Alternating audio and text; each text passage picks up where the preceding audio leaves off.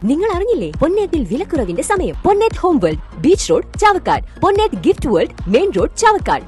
ഗുരുവായൂർ തൈക്കാട് കഴുമല്ലൂർ പാലക്കൽ ഭഗവതി ക്ഷേത്രത്തിൽ വൻ കവർച്ച.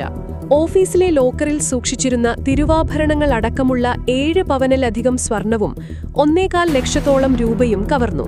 ക്ഷേത്രത്തോട് ചേർന്നുള്ള ഓഫീസിന്റെ വാതിൽ ടവർ ബോൾട്ട് തകർത്ത് അകത്ത് കടന്ന മോഷ്ടാവ് സ്ട്രോങ് റൂമിന്റെ ഷട്ടർ തകർത്താണ് അലമാരിയിൽ സൂക്ഷിച്ചിരുന്ന സ്വർണവും പണവും കവർന്നത്.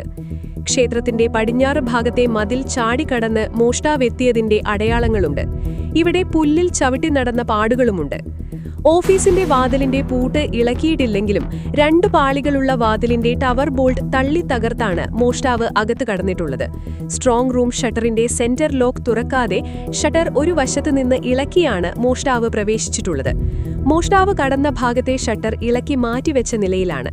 ഭഗവതിക്ക് ചാർത്തുന്ന 3 മാലകൾ, അയ്യപ്പ ഭഗവാനെ അണിയിക്കുന്ന മണി, പൊട്ടുകൾ, വഴിപാടായി ലഭിച്ച പാലികൾ എന്നിവയാണ് നഷ്ടപ്പെട്ട ആഭരണങ്ങൾ.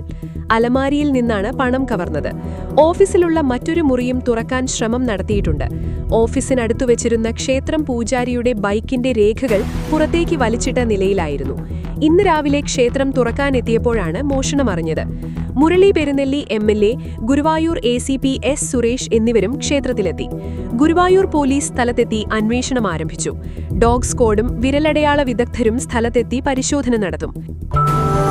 നക്ഷത്രത്തിലക്കവും മഞ്ഞത്തുള്ളിയുടെ മനോഹാരിതയും സ്വപ്നതുല്യം ഈ വെള്ളി ആഭരണങ്ങളിൽ. Alukaran silver jewellery, Chavakkad. Vadanappally platinum പോലെ സിൽവർ. ഗുരുവായൂർ മണ്ഡലത്തിലെ നാട്ടുവാർത്തകളുമായി സർക്കിൾ ലൈവ് ന്യൂസ്.